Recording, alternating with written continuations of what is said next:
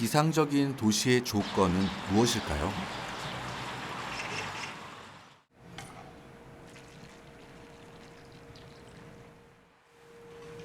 도시 건축가이자 동네 건축가 황두진 씨의 집은 그의 실험장이기도 합니다. 몸소 체험하고 있죠. 1971년인가에 완성된 걸로 나와요. 서류에. 오늘 2021년이니까 50년 됐습니다. 저보단 조금 어린데, 근데 아마 제가 감히 말씀드리지만 50년 된 주거로 지어진 건물 중에서는 아마 가장 관리나 보존 상태가 좋은 집 중에 하나일 거예요.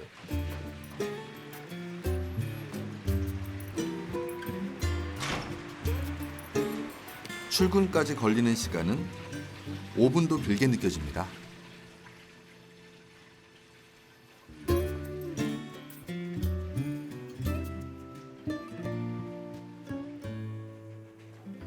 안녕하세요. 1층은 직장, 2층은 집. 일터와 삶이 가까운 직주 근접의 삶이죠.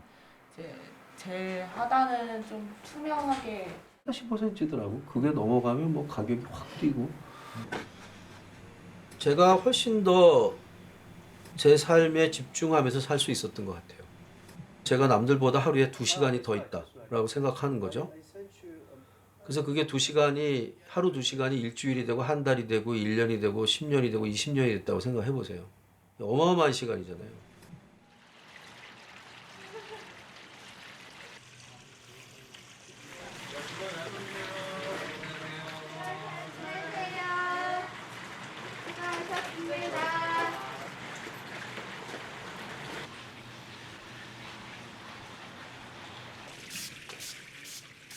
이렇게 종로에서만 19년째 살고 있습니다. 많은 분들이 물어보시거든요. 어떻게 그렇게 집 바로 옆에서 생활할 수 있냐?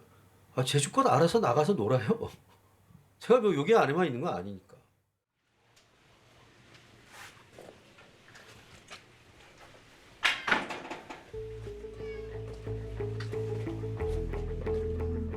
집은 하나지만 그의 도시는 훨씬 더 넓습니다. 도시는 길만 하나 건너면 사실은 다른 삶을 살 수 있어요. 저는 그게 도시의 큰 장점이라고 생각해요. 그러니까 제가 이제 사실 일상 대소사는 이 동네를 벗어날 이유가 별로 없어요. 은행은 걸어서 한 3분. 서점 있고 그다음에 이제 시장이나 뭐 식료품 사고 제가 뭐 이렇게 하는 것도 그냥 뭐 한 대부분 10분 이내 거리에 다 있고. 또 과장해서 얘기하면 모든 공간이 일하는 공간이고 모든 공간이 노는 공간이라고 생각하시면 됩니다. 오래된 도시일수록 걷고 싶죠. 오래 걸어도 지루하지 않습니다. 길을 걷다 맛있는 냄새에 끌리기도 하고 뭔가가 눈에 들기도 하죠. 이런 동네 특징은 뭐냐면 한 장소에서 다른 장소로 갈 때 선택의 여지가 되게 많은 거예요. 그러니까 제가 여기서 마트를 간다. 이 갈림길에서 여기로 가냐 저기로 가냐 이걸 잘 조합을 해보면 굉장히 다양한 방식으로 그 마트에 갈 수 있는데 그런 것들이 이제 사실 오래된 도시들이 갖고 있는 큰 매력 중에 하나인 거죠. 그러니까 사람들한테 선택권을 많이 줘야 돼요.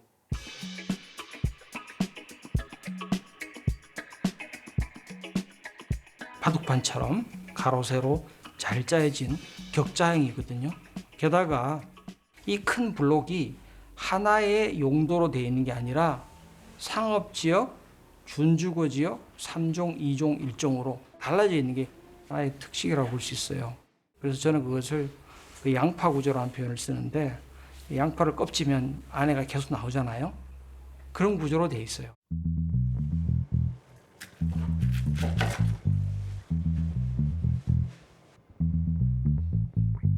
식당과 사무실, 거기에 작은 주택들이 뒤섞인 풍경은 여러 겹의 양파 모양입니다.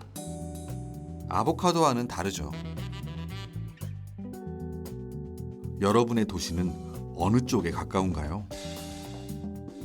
주거에 최적화된 아파트와 공간이 섞여 있는 다세대 주택. 서울 사람들은 어디에 많이 살까요?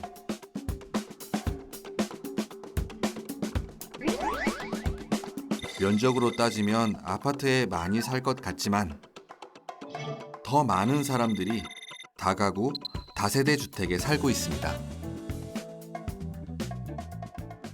가장 보편적인 땅에 가장 평균치인 대지 위에 가장 일반적인 프로그램을 얹은 이것이 이제 중간 건축입니다. 이면도로로 들어가면 어디서나 볼 수 있는 게 바로 중간 건축이라고 볼 수 있죠. 중간 건축이 갖고 있는 단점도 많죠. 예를 들면 골목이 있고 주차하기도 어렵고 약간의 방범의 문제도 있고 쓰레기도 문제가 이런 문제도 있지만 이것이 이 잠재적인 또 복원력이 있는 데거든요. 아파트 단지는 하나의 필지로 이루어져 있거든요. 반면에 중간 건축이 있는 주택가들은 이게 잘게 쪼개져 있기 때문에 부분 고쳐갈 수 있는 거죠. 천천히 고쳐갈 수 있는 거죠. 그만큼 우리가 실험하고 새로운 건축적인 대안을 만들어낼 수 있는데 최적화된 지역이라고 보여져요. 우리가 선망하는 크고 높은 건물과는 조금 다르죠. 그러나 중간 건축에는 활기와 복합이 살아 있습니다.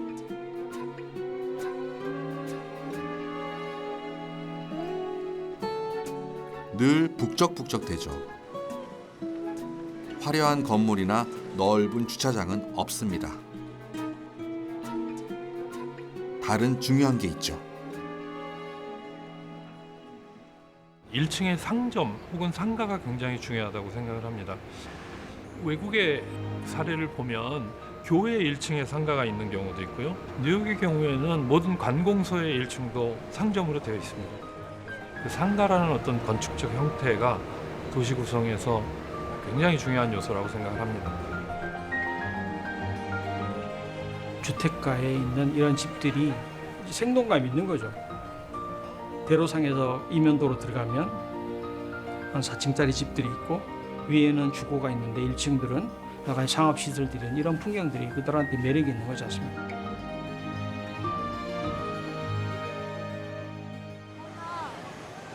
보통의 공원과는 다르죠. 다소 작아 보이기도 합니다. 녹색은 더 줄었을지 모르지만 다양한 색깔이 보입니다. 연트럴파크의 예를 들면 그 공원이 사람을 걷게 한다기보다는 그 연변에 있는 상점들, 예쁜 레스토랑들, 예쁜 가게들이 거리를 걷게 하고 다시 찾게 하는 요인이 아닌가 생각을 합니다.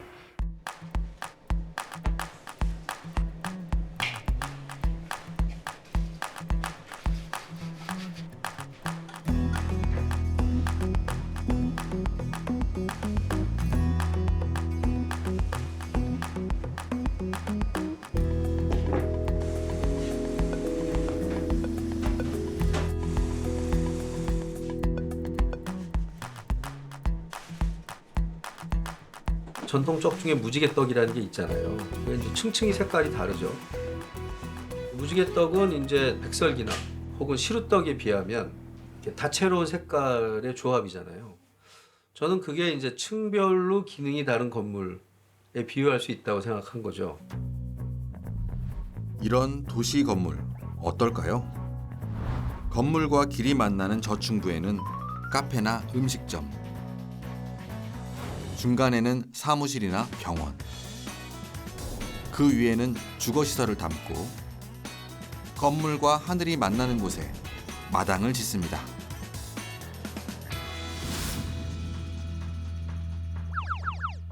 다양한 색을 가진 복합 건물이죠.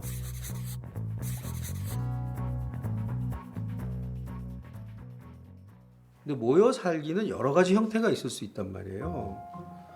근데 대한민국은 마치 모여 살기의 형태가 하나밖에 없다는 듯이 다 단지형 아파트로만 갔기 때문에, 물론 그것이 갖고 있는 장점도 다 상대적으로 인정을 하는데, 그렇기 때문에 이와는 좀 다른 방식의 삶을 영위할 수 있는 그런 그릇도 필요한 거 아니겠냐. 무지개떡을 닮은 건축은 전혀 낯선 풍경이 아닙니다.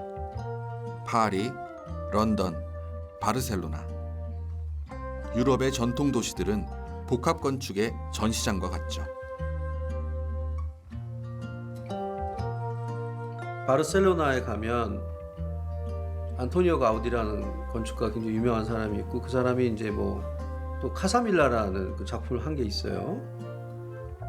근데 그 카사밀라는 우리식으로 얘기하면 그냥 상가 아파트예요.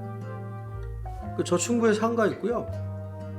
그 위에 무슨 40세대인가 되는 아파트가 있어요.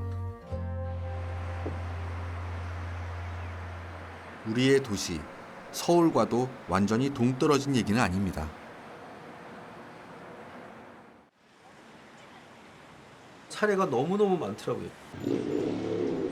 낙원 상가, 그 위에 아파트가 있거든요. 그래서 통칭해서는 낙원 빌딩이죠. 낙원 상가도 규모가 크지만 낙원 아파트도 상당한 규모예요. 그게 한 200세대 정도 되는 걸로 알고 있어요. 그럼 작은 규모가 아니거든요.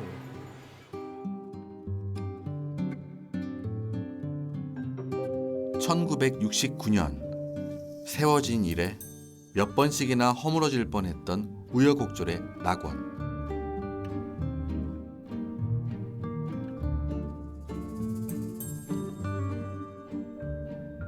도로 위에 세워진 1세대 상가 아파트였죠. 외관만 봐선 별로 특별해 보이지 않지만 안으로 들어서는 순간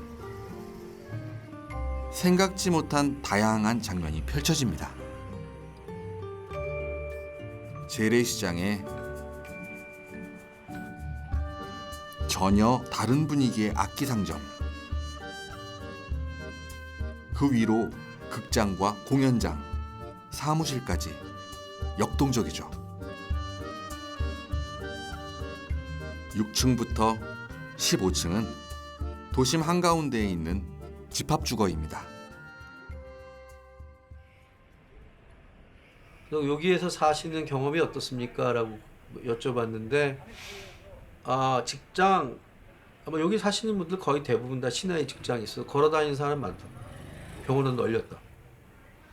산보는 그냥 뭐 하면 종묘 이런 데 가요. 근데 정말 그분이 흥미롭게 얘기하신 거는, 아니 내가 사는 집 지하에 시장이 있는데 우리 집 냉장고가 왜 커야 돼요? 그러시는 거예요. 그래서 제가 그때 이것이 도시적인 삶이다.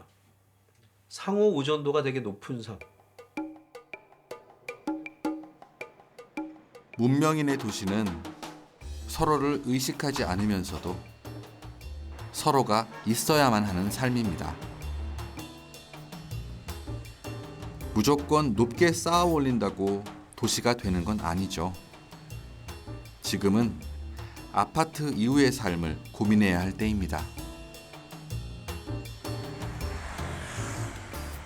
삶터와 일터가 함께 공존하고, 그리고 주거와 상업이라는 두 가지 이상의 프로그램, 즉 건물의 기능이 복합되었을 때 사람들의 삶이 더 다양해지고 더 풍요로워질 수 있는 원동력이 거기서 프로그램 복합에서 출발할 수가 있거든요. 상가주택은 일단 사회적 이미지가 별로 좋지 않은 것 같아요. 상가 아파트는 이미 사라졌다고 사람들이 생각하는 것 같고, 저는 이제 조금 생각이 달라졌습니다. 그 시행착오를 통해서 또 갖게 된 교훈들이 있어요. 근데 이제는 그것들이 우리한테 자산이 될 수 있는 시대라고 생각해요. 집 몇 채가 모든 도시 문제를 해결해 줄 수는 없습니다. 거대한 도시의 하드웨어는 손대기조차 어렵죠. 그래서 가장 작지만 뚜렷한 도시 건물을 세워봤습니다. 결국은 이제 다양한 용도의 시설들이 같은 공간 안에 존재했을 때 이제 다양성이 존재하는 거고, 다양한 사람들과 맞닿아서 대화를 나누거나 뭔가 이제 활동이 이루어질 때 굉장히 생각지 못했던 창의적인 어떤 결과물들이 나올 수도 있는 거고, 그냥 즐겁기도 하고요.